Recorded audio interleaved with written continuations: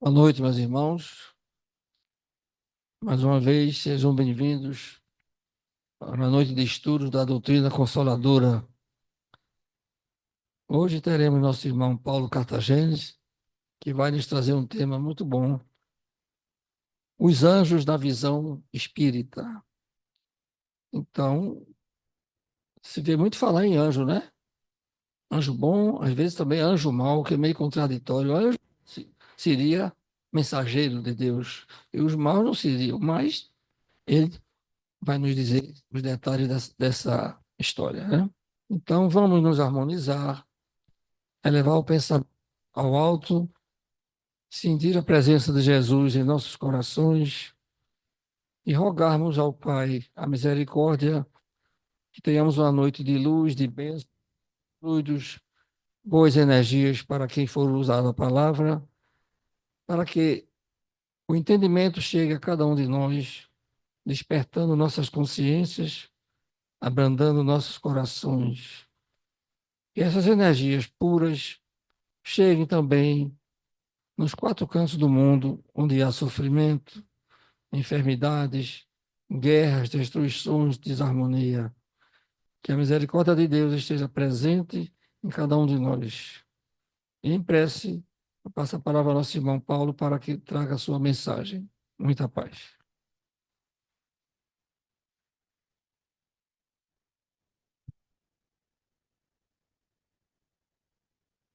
Boa noite, queridos irmãos. É com muita alegria, né, que a gente volta a participar de um estudo aqui no Caminhando para Jesus. Já estava com saudade. Eu tive uma série de mudanças na minha vida profissional e tive que mudar bastante a minha agenda, né? Eu costumava fazer a sexta-feira da obsessão e desobsessão. Eu já estava fixo uma sexta-feira por mês, mas em função de algumas mudanças que a minha vida profissional me impôs, eu acabei migrando para o sábado, né? Então, e já fazia um bom tempo que eu não realizava um estudo, né? Uma palestra aqui no Caminhando. Casa que eu sou vinculado há 23 anos, caminhando para 24 já. 2025 está batendo na porta aí, né? Estou caminhando para fazer 24 anos aqui. Cheguei aqui com 19 anos, né? Muito garoto, o tempo passa rápido. E realmente é sempre uma alegria dividir esse espaço para estudar essa doutrina maravilhosa de esclarecimento, de amor, mas também de muita responsabilidade e muito compromisso.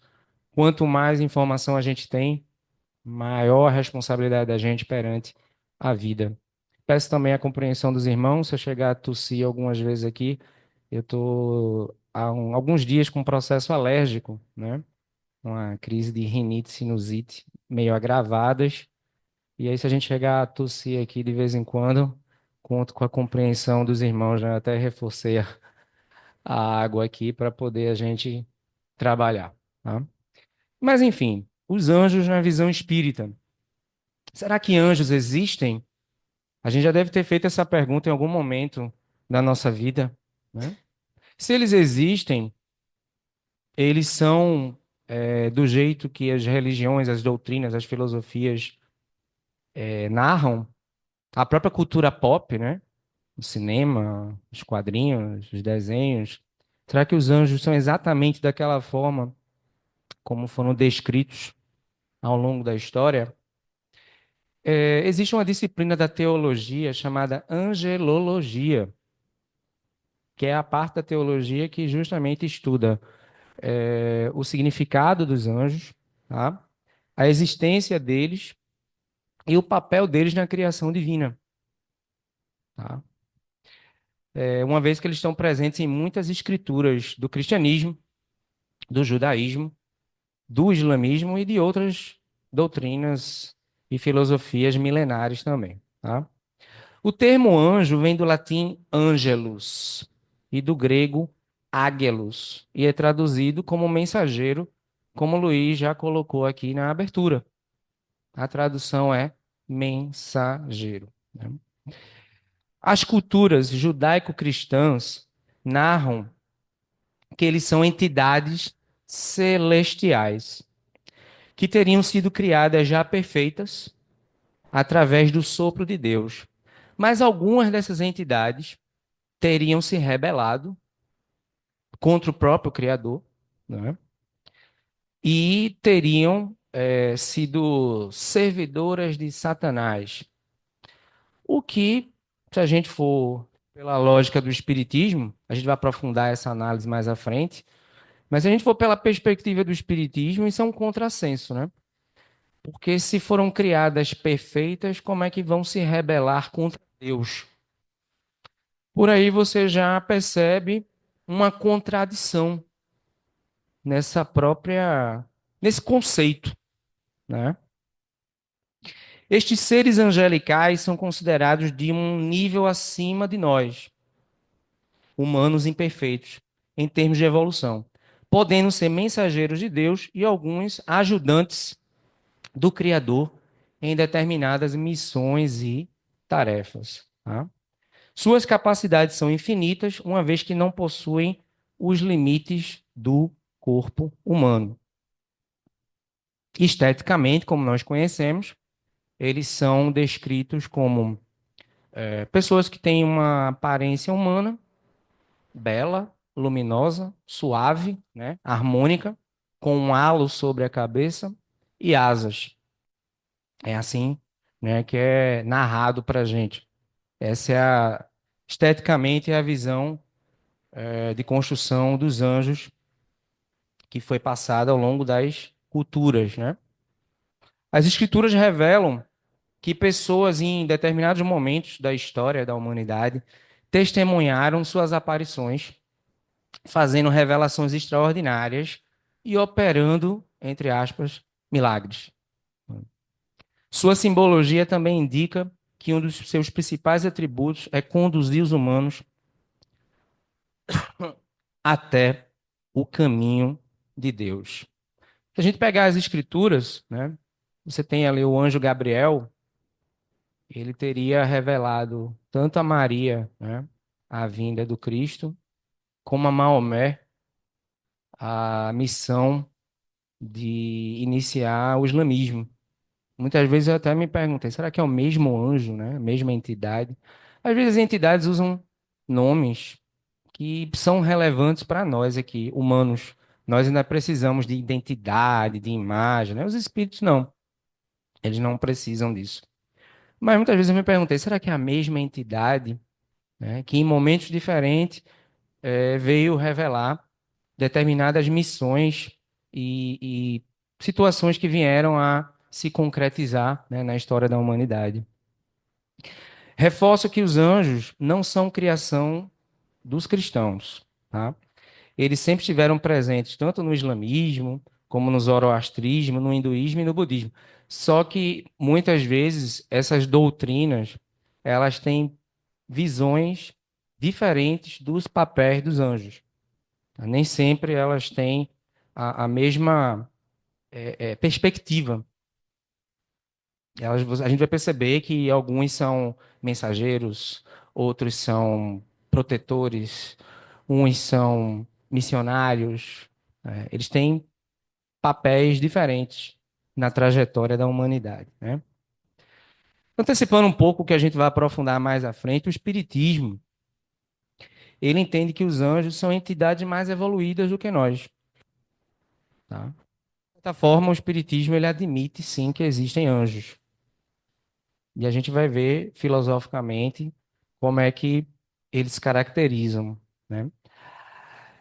A Cabala, por exemplo, ela tem a mesma visão do Espiritismo. Porém, abaixo dos arcanjos, você tem o anjo que é conhecido como Miguel, né? Os muçulmanos, eles entendem os anjos com um papel de luta do bem contra o mal. O zoroastrismo também tinha essa perspectiva, né? O zoroastrismo era a religião praticada na antiga Pérsia, que hoje é o Irã, e ali você tinha duas entidades, Aura Mazda, representando o bem, e Arimã, representando o mal. E aí o papel da sociedade persa era justamente ter um comportamento equilibrado e voltado para o bem, para ajudar a Aura Mazda, entidade do bem, a não deixar a influência negativa de Arimã, entidade do mal. Então, o zoroastrismo, assim como o islamismo, tem a mesma perspectiva de que os anjos, eles travam uma luta entre o bem e o mal, tá? O hinduísmo e o budismo, eles têm a perspectiva de que os anjos, eles se auto-iluminam e podem até ter comportamentos humanos, ter uma visão mais humanizada, como, por exemplo, a necessidade de fazer refeições, de repousar, né? Como nós humanos. Essa é a perspectiva do budismo e do hinduísmo, tá? Hierarquia dos anjos no cristianismo, especialmente no catolicismo e no protestantismo. Você tem os mensageiros, que daí vem a origem do nome anjo, como o Luiz já mencionou na abertura, né? Por exemplo, Gabriel, que anunciou mensagens, eles têm, os que têm essa missão, eles anunciam mensagens sempre prósperas, positivas, felizes, e eles executam as ordens de Deus. Aí em seguida você tem nessa hierarquia os querubins, que são os anjos sentinelas, os guardiões, né? Protetores, podemos dizer assim. Logo em seguida você tem um arcanjo, que é o líder de uma espécie de exército de anjos, né? Uma legião, positivamente falando, né? E aí a Bíblia, ela cita o arcanjo Miguel, né? Miguel é a principal sentinela da Bíblia. E em seguida você tem os serafins, que são os anjos que louvam e adoram a Deus incessantemente, sem parar. Então, essa, meus irmãos, é a hierarquia dentro do cristianismo mais tradicional, anterior ao espiritismo, né? O catolicismo e o protestantismo. Os católicos citam, por exemplo, o anjo Rafael, que não é aceito pelo protestantismo, tá? Se a gente fizer uma pesquisa teológica, os protestantes, eles não encontram evidências nas escrituras de Rafael. Os católicos, sim. Então, a Bíblia católica cita Rafael. A protestante, não. Tá? Então, os católicos citam o anjo Rafael como um arcanjo no livro apócrifo de Tobias. Os protestantes são céticos quanto à existência de Rafael e também a sua condição de arcanjo. Quer dizer, os protestantes, além de duvidarem da existência do anjo Rafael, também duvidam da sua condição de arcanjo, né? Da sua missão de arcanjo. Por entenderem que o livro apócrifo de Tobias não é de inspiração divina. Tá? Aliás, é de inspiração divina, perdão. Qual é a visão espírita dos anjos? A gente fez uma viagem aqui na história, um pouco de teologia, né? Etnologia também, como introdução, né? Mas o foco do nosso estudo da noite de hoje, qual é a visão do espiritismo sobre os anjos? A gente já viu que o espiritismo, ele não nega que existem essas entidades. Mas quais são os atributos delas? Quais são as características? Que tipo de missões desempenham? Como a gente pode perceber a influência, a existência dessas entidades, né? A obra O Céu e o Inferno analisa que muitas religiões dogmáticas negam toda a existência espiritual fora da vida orgânica e que o materialismo naturalmente classificou os anjos entre as ficções e as alegorias, e algumas vezes em metáforas. O Céu e o Inferno faz essa análise. As doutrinas dogmáticas, elas pregam seres criados puros e tão onipotentes quanto o Criador, e tão onipresentes também, desconsiderando, portanto, a trajetória evolutiva do espírito. Então, a gente percebe o seguinte: como é que o Céu e o Inferno analisa essa questão? Anjos existem, mas eles não são do jeito que as culturas tradicionais narraram para a gente, né? Nenhum ser pode partir já desde o princípio perfeito, puro, porque só Deus é assim. Deus sim é onipresente, onisciente, onipotente. O que é que o Espiritismo nos ensina? Que todos nós partimos da mesma condição, simples e ignorantes. Então ninguém já nasceu anjo. Nenhum espírito partiu dessa condição. E se assim o fosse, Deus não seria justo. Ele teria criado desde um princípio seres especiais e outros que teriam que passar por toda uma trajetória, muitas vezes uma trajetória turbulenta, doída, atribulada, né? Luiz conversava comigo antes da reunião que sobre não existem problemas, existem desafios, né? Então, eu não vou usar nem a palavra problema, né? Desafios. Então, como é que se todos nós partimos da condição de simples e ignorantes, anjos existem, mas ninguém foi criado especial. O próprio Cristo, quando foi criado, partiu da mesma condição que nós partimos, simples e ignorantes. Ou seja, sem maldade e sem conhecimento. A gente foi criado como princípio inteligente. A gente nem era espírito ainda. Princípio inteligente. Que aí viajou os reinos, mineral, vegetal, animal, até atingir a condição de espírito e poder reencarnar no mundo, no reino hominal. Então, o que é que o Espiritismo refuta? Que ninguém foi criado anjo, embora eles existam. Né? Porque assim seria admitir criaturas privilegiadas e votadas à felicidade suprema e eterna, desde quando foram criadas.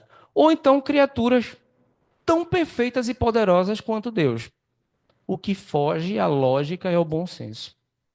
O Espiritismo é uma fé raciocinada. Então não dá para admitir que seres foram criados já angelicais. Né? Então, não se pode admitir criaturas privilegiadas e voltadas à felicidade suprema e eterna desde quando foram criadas, já dotadas de virtudes, sem terem passado pela reencarnação. Né? E esse é o principal fator para que o Espiritismo afirme que, sim, os anjos existam, mas que eles não são dessa forma como as doutrinas dogmáticas narram. Essa é a análise, esse é o grande detalhe. Tá? Eles não foram criados de maneira diferente. Todos os espíritos, né, partiram da mesma condição. A lei é o bem, e tudo que for contrário a isso é o mal. Né? Então, não tem como ter anjos rebelados, né? Como a gente analisou no começo do estudo. Se foram criados perfeitos, por que se revoltariam contra Deus? Não tem lógica. Né? A alma nas primeiras encarnações é extremamente inexperiente com o corpo físico da criança. E, portanto, todos nós começamos cheios de falhas e devemos reencarnar para atingirmos a condição de puro espírito e anjo. A gente vai atingir a condição de pureza, que é a perfeição relativa, né? Perfeição absoluta só Deus. Vai atingir a angelitude. Vamos todos atingir. Aliás, o Espiritismo é uma doutrina tão maravilhosa, tão consoladora e tão progressista que mostra para a gente, né, que aquele criminoso frio e calculista que muitas vezes a gente julga, um dia vai ser um anjo. Ele tem que ser, mesmo que ele não queira. Pela força das coisas, né, quando a gente impõe preguiça à nossa própria evolução, uma série de situações da vida nos impulsionam a continuar evoluindo. Até quando a gente não quer. Ou por preguiça, ou por acomodação, ou por estarmos mergulhados nas nossas imperfeições mesmo. Né? Temos que evoluir incessantemente. O próprio apóstolo Paulo disse, né? Do átomo ao arcanjo, tudo evolui. Tudo deve evoluir. Né? Livro dos Espíritos, Anjos e Demônios, livro 2, capítulo 1, pergunta 128. Os seres que chamamos de anjos, arcanjos e serafins, formam uma categoria especial de natureza diferente das dos outros espíritos?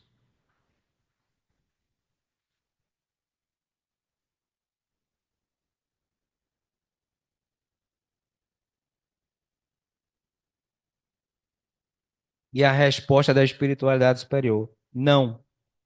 Os anjos são espíritos que já atingiram a pureza, os que se acham no mais alto grau da escala e que reúnem todas as perfeições, né? Portanto, eles não têm uma natureza diferenciada dos demais espíritos. Porque, como a gente viu, Deus não cria privilégios, vantagens. Não é como nós aqui na Terra, né, que por interesses diversos privilegiamos determinadas pessoas ou a nós mesmos. Deus não age assim. Deus não atua dessa forma. Portanto, nenhum anjo é um espírito de uma natureza diferente. Partiu. Simples e ignorante, como todos nós, né? 129, Livro dos Espíritos. Os anjos percorreram todos os graus da escala. A gente meio que já respondeu isso, né? Sim, percorreram todos os graus, mas como já dissemos, alguns aceitaram suas missões, olha o detalhe agora, sem reclamar e chegaram mais depressa à perfeição. Outros gastaram um tempo mais ou menos longo. Então, quais são os espíritos que atingiram a angelitude mais rapidamente? Os que, ao longo das reencarnações, além de terem se esforçado bastante no bem da coletividade, além de terem se esforçado bastante pelo seu desenvolvimento cultural, intelectual, não viviam se queixando, reclamando, né? Aliás, essa é a minha meta para 2025, né? A gente não deveria nunca estabelecer calendários para as nossas metas, né? Mas a minha meta para 2025 é não reclamar de nada, não me queixar de nada. Eu ainda me pego invigilante, reclamando, né? Murmurando alguma coisa. Essa é a minha principal meta para 2025. Eu vou tentar ser o mais vigilante possível para não reclamar de absolutamente nada. Então, essa lição caiu direitinho para mim, né? Quando eu escolhi esse, pedi a Calixto para trabalhar esse tema aqui. Eu nem me lembrava que das outras vezes que eu tinha estudado esse tema, tinha esse aspecto aqui do não reclamar. Então, aqueles que atingiram a pureza mais rapidamente são aqueles que agradecem, trabalham e não reclamam. Fernando. É verdade, o Fernando está lembrando aqui muito bem que quando a gente pensar em reclamar de alguma coisa, lembremos que tem irmãos nossos aí hospitalizados, né? Alguns deles não saíram dessa condição, né? Estão em processo de desencarnação, né? Inclusive. E alguns deles nem reclamam de nada. Eu até testemunhei isso, né? Marido de uma das minhas melhores amigas, recentemente retornou esse ano à pátria espiritual.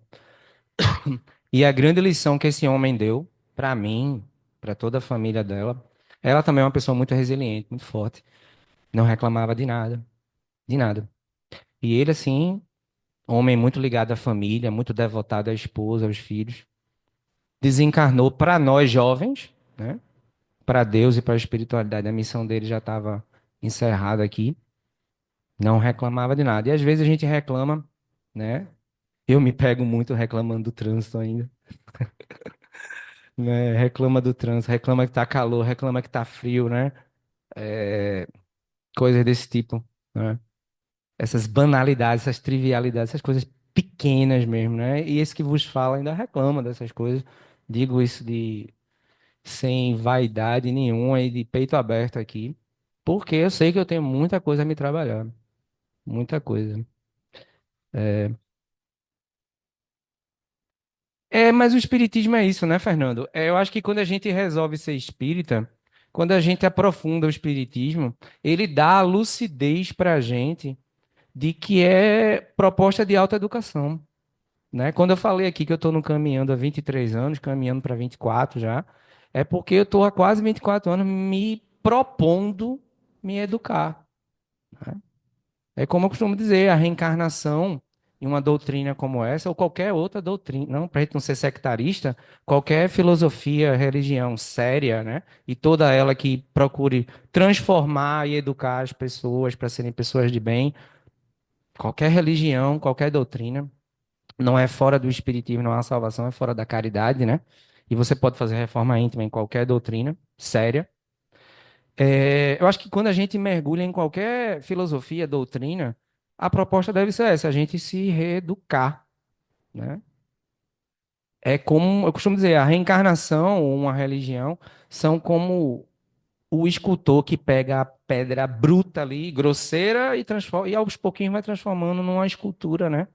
Perfeita, belíssima, numa obra de arte, né? É bem isso. Essa escultura aí, simbolicamente falando, é a gente aos pouquinhos, ó, o artista plástico, ele vai ali, o escultor, ele vai fazendo cada detalhe da escultura, cada detalhe dessa escultura é a gente, ó, trabalhando uma imperfeição e fortalecendo um sentimento bom que a gente tem também, até a gente ir se educando e aquele espírito grosseiro, né, atrasado, imperfeito, aos pouquinhos vai se tornando um espírito mais leve, mais sereno, mais educado. E o espiritismo é isso. Até justamente chegarmos à condição de pureza e angelitude. Chegarmos à condição de anjos. Tá?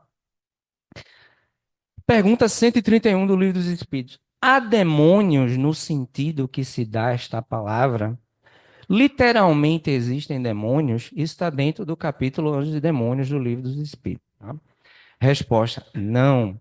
Deus não criaria seres dedicados eternamente ao mal e à infelicidade. Deus é justo e bom. O que há são espíritos muito imperfeitos, atrasados, vivos, e eles habitam o planeta Terra e mundos inferiores. Pessoas violentas, hipócritas, intolerantes, preconceituosas, vingativas e causadoras de guerras, mas que um dia serão anjos. Então, demônios, como nós sabemos, não existem. Quando eu fazia aqui a palestra da obsessão e da desobsessão, eu sempre citava isso, né? Que os obsessores, eles não são demônios, eles não são monstros, eles não são criaturas, eles não são muito diferentes de nós, na verdade. A diferença naquele momento ali, se ele for desencarnado, é que naquele momento ele não está vestindo essa roupa de carne que a gente está temporariamente vestindo. Mas os obsessores, principalmente quando eles têm afinidade conosco, eu costumo dizer isso, eles são gente como a gente. Eles têm medos, eles têm inseguranças, eles têm momentos de revolta, de raiva, de invigilância, como nós temos também. E eles também têm o lado luz deles, como nós temos também. Então, os próprios obsessores a gente coloca dessa forma. Por mais que esse obsessor seja uma entidade violenta, vingativa e até chefie uma horda, né, uma falange de espíritos obsessores, nem eles são demônios. Eles são espíritos imperfeitos, sofredores, na verdade, tanto quanto ou mais do que a gente, que cegos de ódio e de vingança ainda não enxergaram a luz. Nós podemos ter tido essa condição há bem pouco tempo, ou ainda podemos estar tendo essa condição. É importante quem tem essa lucidez. Será que a gente ainda não está nessa condição também? Com a diferença que a gente está encarnado nesse momento. Então, demônios não existem. Existem entidades pesadas? Sim. Eu hoje não trabalho mais com doutrinação, não, mas já conversei muito com espíritos também. Inclusive espíritos difíceis da gente despertar algo neles, né? Porque não é ali numa conversa que justamente você vai transformar a entidade em anjo. Eu não consegui me transformar em anjo ainda, eu vou transformar o outro em anjo, né? Em 5, 10 minutos de conversa ali na doutrinação, um trabalho mediúnico. Faz muito tempo que eu não trabalho. Mas assim, o que é aquele trabalho ali? É um despertar para ver se aquele irmãozinho, ele pelo menos se arrepende um pouquinho do que ele está fazendo. E ele tem um pouquinho de força de vontade para enxergar a luz. E ele perceber que ele não só está fazendo os outros infelizes, mas acima de tudo ele está fazendo ele infeliz. E que ele tem que sair daquele caminho de infelicidade para ele. E que ele está infligindo para os outros também. Eu tive a oportunidade de conversar com o obsessor do médium. E era uma perseguição de séculos. Conversando, eu pude perceber até que vinha da era medieval, aqui no Caminhando. Eu tive essa experiência.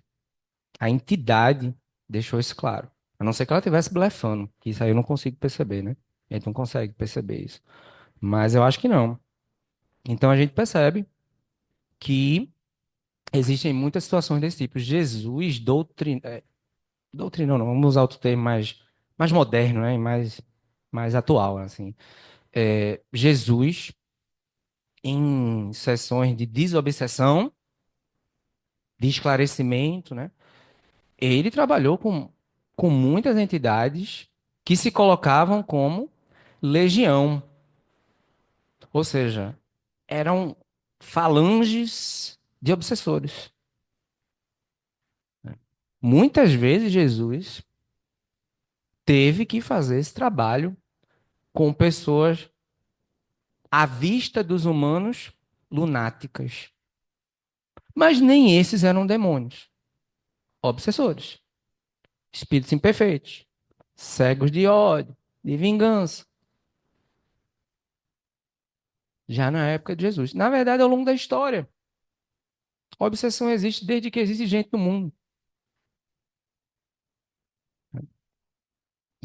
Eu vou dar até um relato pessoal aqui de um fato que aconteceu comigo, né? É, que eu tenho plena convicção que foi meu anjo da guarda, né? Podemos chamar espírito protetor. As palavras são irrelevantes, né? Os católicos chamam anjo da guarda, a gente pode chamar espírito protetor, mesmo espírito, né? Eu até acho que anjo soa bonito. Gosto da sonoridade. Um fato que aconteceu comigo, né? É, eu lembro que eu precisava ativar um cartão, acho que era de crédito, né? Que eu recebi pelo correio.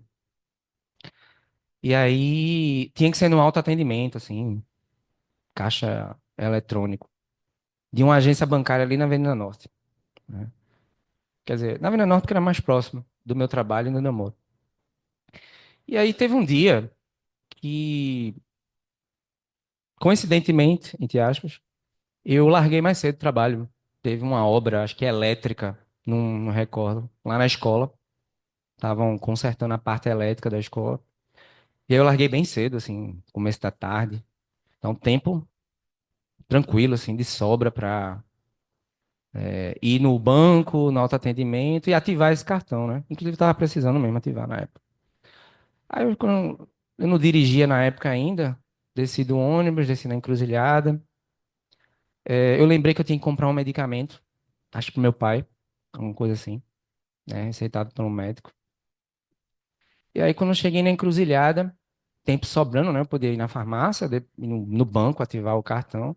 Quando eu cheguei no Largo da Encruzilhada, eu vi uma intuição assim. Não vai não no banco hoje, não. Vai na farmácia e vai para casa, né? E aí, eu segui minha intuição. Fui até a farmácia, não fui ao banco. E voltei para casa e fui me perguntando ao mesmo tempo que eu segui minha intuição, eu fui me perguntando por que que com o tempo de sobra ali eu não resolvi aquela situação, né, do cartão comigo. Aí quando eu cheguei em casa, começo da noite, eu ligo um telejornal local, bem começo, ali depois das 18 horas. Aí eu vi que a agência tinha sido assaltada, ó. Troca de tiros e tal, e coisa pesada, assim, violenta, né? E eu acredito que alguém até se feriu lá, esse fato, né? Desse acontecimento. E eu lembro que era justamente a agência que eu ia, né, ativar o cartão. E eu tenho plena convicção que o meu espírito protetor, meu anjo da guarda, foi quem me deu essa intuição que eu poderia ter fechado o canal para ele por teimosia, se eu não tivesse harmonizado comigo mesmo, assim, se eu tivesse energeticamente mal, talvez eu fechasse esse canal para ele, não ia seguir a intuição, é a sugestão dele até. E eu poderia ter me ferido também. Moral da história. Eu não estou querendo colocar com o meu relato que eu sou privilegiado, não, nem tenho proteção especial. Não. Mas o que eu pude aprender dessa situação é que a gente pode e deve. seguir as boas sugestões dos nossos protetores. E que muitas vezes a gente tem livre-arbítrio e eles respeitam isso. Isso foi colocado por Deus. A gente tem livre-arbítrio, a gente não é fantoche. Mas que a gente tem muita intuição boa do nosso protetor e dos outros espíritos que têm afinidade, têm estima por nós. E que muitas vezes a gente fecha esse canal porque a gente deixa a nossa imperfeição ou a nossa teimosia falarem mais alto, né? Então, o que que eu trago para vocês aqui com esse relato, pessoal? Eu não sou especial, eu não sou iluminado, eu não sou anjo e nem fui privilegiado, porque outras pessoas acabaram se ferindo ali naquela no evento do assalto ao banco. Mas que eu pude perceber depois, né, que eu fui assistido pelo meu protetor. Eu poderia ter me ferido até desencarnado antes do tempo. Desencarnado antes do tempo é mais improvável, porque num fato como esse, e o Livro dos Espíritos analisa essa questão, quando você está no meio assim de uma situação como essa, sem você imaginar que você vai passar por um tiroteio, por exemplo, ou quando você é assaltado diretamente, quando não é a hora de você ir, o protetor, ele não vai pegar na arma do assaltante, não. Mas ele vai fazer alguma coisa que vai atrapalhar ele. E vai desviar a trajetória da bala, porque não é momento de você desencarnar. Agora, se eu deixo as minhas imperfeições, a minha desarmonia, o meu caos interno, revolta, mau humor, reclamação, que a gente falou aqui, né? Quando a gente não está bem, a nossa energia não está boa, aí ó, a gente fecha o canal para eles e abre as portas para as entidades que querem ver a gente sofrendo, fracassando. E podem arrastar a gente para situações ainda mais perigosas, inclusive desencarne antes do tempo. Por invigilância. Essa situação eu acho interessantíssima quando o livro do Espírito analisa. Quando não é a hora de você desencarnar, você pode estar no meio de uma situação altamente perigosa, até no meio de uma guerra. Alguma coisa vai acontecer ali e você. Teu anjo da guarda, os espíritos, eles vão desviar ou atrapalhar aquele irmão que está atentando contra a sua existência encarnada naquele momento, né?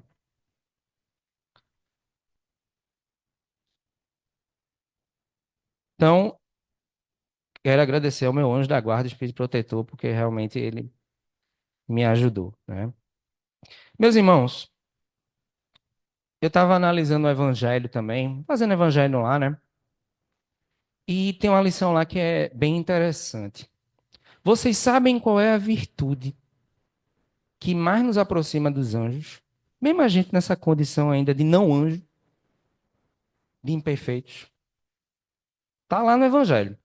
Tem uma virtude que quando a gente pratica ela, nem que seja de vez em quando, naquele momento nós somos anjos. Ou nos aproximamos um pouquinho da natureza deles. Você sabe qual é? É a piedade. A piedade. Quando a gente é piedoso com alguém, naquele momento, e não é simbologia, não é metáfora, não. Os espíritos dizem isso categoricamente. Naquele momento, a gente se aproxima um pouquinho da característica dos anjos, tá? É ela a virtude que mais nos aproxima deles.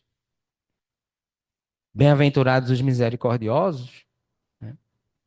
Então que a gente exercite cada vez mais essa piedade e misericórdia. Quanto menos a gente reclama, quanto mais a gente trabalha pelo bem, quanto mais a gente sente prazer em servir, em ajudar, em diminuir a dor do outro, quanto mais piedade e misericórdia a gente tem, mais nos aproximamos da natureza dos anjos. Mais a gente diminui um pouquinho esse tempo mais longo para atingirmos essa pureza espiritual. Né? Então nós podemos exercitar a angelitude, ainda que momentaneamente, porque ainda somos imperfeitos. Né? A gente não está com bons pensamentos o tempo todo. O ideal seria, né? A gente não está pensando em coisas leves e positivas o tempo todo. Mas quando a gente está praticando a caridade de coração, né? Quando a gente não faz mecanicamente, quando a gente faz realmente satisfação em aliviar a dor do outro, isso nos aproxima dos anjos. Piedade até com os criminosos. Está lá no Evangelho. Perguntaram a Chico Xavier por que ele lia o caderno policial dos jornais. Muita gente estranhava, né? Mas, Chico, por que você lê o caderno policial? Tem tanta coisa ali pesada, negativa. Isso não vai te alimentar de negatividade, não vai baixar a sua vibração. E Chico respondeu: para anotar o nome de todos aqueles irmãos que praticaram aquelas atitudes hediondas e orar por eles. Então, piedade para com os criminosos. Será que a gente consegue fazer isso? Nesse momento a gente consegue? Orar por assassinos, por outros criminosos, políticos corruptos, sem querer usar a tribuna espírita, que não é espaço para isso, como uma arena política, nem ideológica, politicamente falando. Será que a gente ora por esses irmãos? Normalmente não, né? Normalmente a gente emite pensamentos negativos, adjetivos depreciativos, julgamentos, né? Deveríamos. Do contrário, a gente está se afastando da angelitude, da pureza. Né? Então, piedade para com os criminosos. Também, principalmente, o que foi que Jesus disse? Vim para os doentes, não para os sãos. Mas os doentes não são só os criminosos, não. Nós todos somos doentes, senão a gente não estava encarnado aqui na Terra. Pronto, a gente está tão ainda. Não atingimos tanto essa pureza ainda que a gente está encarnado aqui na Terra. Se a gente fosse mais angelical, estava num mundo superior. Porque eles atingiram já essa condição de estarem num nível superior, que é o espírito de primeira ordem, que esse é que trabalha mesmo. E quando a gente atinge a primeira ordem, a gente não vai ficar na ociosidade, né? Gozando de relaxamento, descanso e hedonismo, não. Ao contrário, quando a gente atingir a condição angelical, espírito de primeira ordem, aí é que a gente vai trabalhar para os que estão abaixo, nós nesse momento, evoluírem através de ensinamentos morais, científicos, intelectuais. Mas até para atingir essa condição de anjo que a gente vai atingir um dia, não basta só ser bom, não. Tem que gostar de estudar e aprender. Eu, como sou de humanas, né? Meu raciocínio para exatas é lento. Eu não vou atingir a condição de anjo sendo só bom, não. Eu vou ter que dominar as ciências exatas também, e as outras que eu não domino. E é dos outros mundos mais evoluídos. A gente sequer imagina. Para atingir essa condição. Ninguém vai atingir a condição de espírito puro, nem sendo só bom e nem sendo só intelectual também. Aí é que não vai mesmo sendo só intelectual.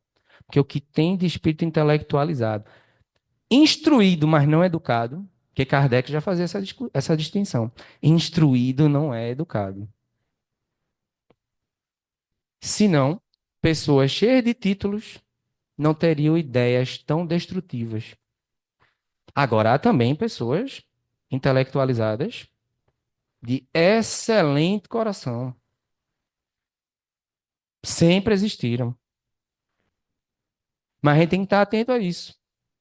A pureza vem da caridade, o não reclamar, da piedade e do desenvolvimento intelectual também. Né? Momentaneamente já podemos exercer a angelitude, como a gente falou aqui, através da piedade, principalmente quando a gente socorre alguém que está desesperado. Eu lembro que o meu saudoso avô materno, uma das atitudes que eu achava mais bonitas dele, assim, eu presenciei isso quando eu era criança, né? É que ele era taxista. E eu lembro que quando eu voltava do colégio, né, ele ia me buscar na escola, e meus irmãos também. Eu lembro que quando várias vezes eu testemunhei isso. Ele parava o carro e ajudava alguém que estava acidentado, carro quebrado. Ele nem conhecia. Assim, ele parava e várias vezes eu vi meu avô materno fazer isso, né? Então, esses são exemplos assim de como ainda a gente tendo muito que caminhar para evoluir, nós podemos ser anjos, né? Quantas vezes alguém apareceu na hora certa para aliviar a gente de uma situação difícil? Quantas vezes, né? A gente passando por alguma situação, no mínimo desconfortável, alguém apareceu. E essa pessoa muitas vezes disse assim: Você acredita que eu nem tinha planejado vir para cá, mas alguma coisa me disse para eu aparecer aqui? A gente pode atuar dessa forma, pessoas podem atuar na nossa vida em algum momento dessa forma. Então, nesses momentos, nós somos anjos temporários e podemos ter a ajuda de anjos temporários também, ainda que sem o halo e sem as asas, né? Certo? Então, meus irmãos, era isso que a gente tinha para conversar com vocês. Quero agradecer a atenção de vocês, tá? A paciência, né, em escutar a gente falando durante todo esse tempo. Eu acho esse tema muito interessante. Acho que essa deve ser a terceira vez que eu analiso esse tema. Uma delas foi na Federação Espírita Pernambucana, né? E eu acho um tema fascinante, porque desde criança eu me perguntava se realmente os anjos existem. E quando a gente estuda a doutrina espírita, como é uma doutrina racional, científica, filosófica, o que eu acho muito bonito é que saber que eles existem, mas de uma forma lógica, né? De uma forma, não no sentido literal, mas no sentido construtivo, prática, assim, né? Como é que na prática os anjos existem e atuam nas nossas vidas, né? Tomara que a gente possa atingir essa condição não demorando tanto. Eu sei que a natureza não dá saltos, como a gente comentou aqui, há muito que trabalhar. Eu sei que eu tenho muito que trabalhar ainda na minha autoeducação, na minha autoiluminação, mas que a gente possa atingir essa condição sem também atropelar as etapas, né? Como a gente falou, a natureza não dá saltos. Como eu mesmo costumo dizer nas palestras, ninguém vai dormir imperfeito e acordar anjo no dia seguinte só porque está com toda a boa vontade de fazer reforma íntima, reforma moral, ou porque tem muito conhecimento evangélico, doutrinário e filosófico. E nem tente virar anjo do dia para a noite. Não tem um curso prático e não são 3 sextas, 3 sábados, 3 quartas-feiras, ou 24 anos no caminhando para Jesus, ou 50 anos caminhando para Jesus, ou uma encarnação que a gente vai virar anjo, não. Mas o legal é sabendo que, sem queimar as etapas, degrau por degrau, mas acima de tudo, com muito esforço, nós vamos atingir essa condição e vai ser uma grande felicidade, né? Porque quando a gente atingir essa fase de espírito puro, a felicidade da gente vai ser sempre trabalhar incansavelmente em prol da felicidade e da evolução de todos. É, exatamente.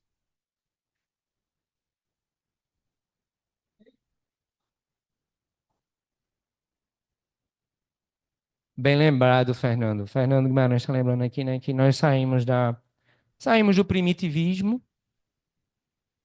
mundo primitivo, quando éramos mulheres e homens das cavernas, que a própria espiritualidade diz que simbolicamente é uma infância espiritual, infância no sentido simbólico, tá? De pouca experiência. Porque a gente sabe que uma criança, ela pode ser muito mais evoluída do que um adulto. Meu sobrinho de 4 anos, Heitor, pode ser muito mais evoluído do que eu, em todos os aspectos.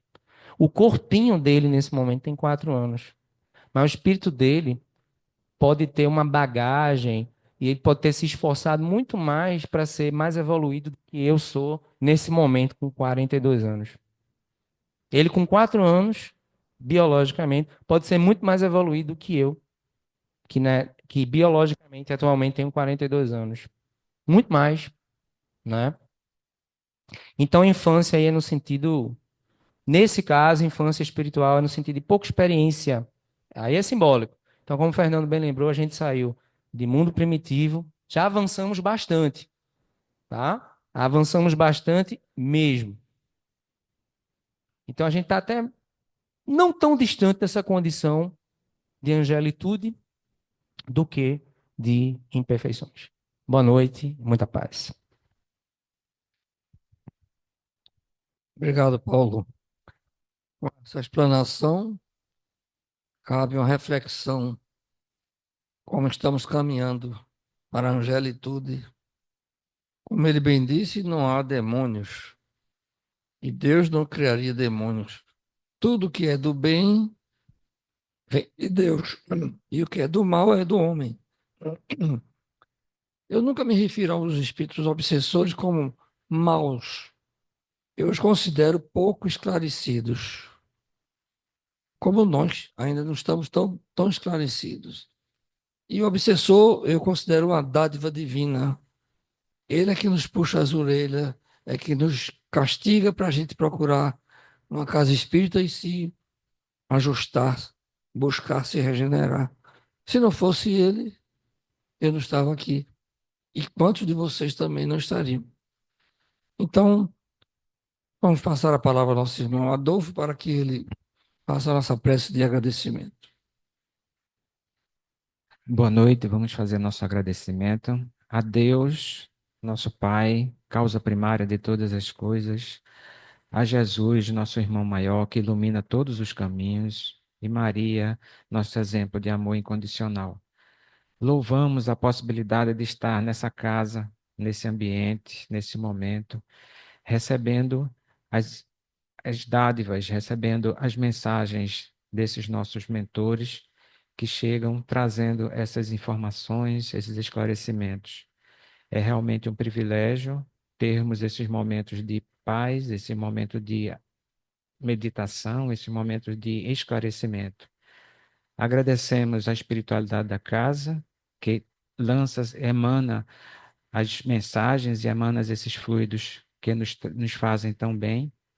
Agradecemos aos irmãos, como Paulo, que vem aqui trazer esses esclarecimentos. Esclarecimentos muito importantes que servem como lembretes, que servem como alertas, para que nós tenhamos a compreensão de que temos muito ainda a caminhar e também os alertas que aqui são colocados de que depende de nós esse encaminhamento.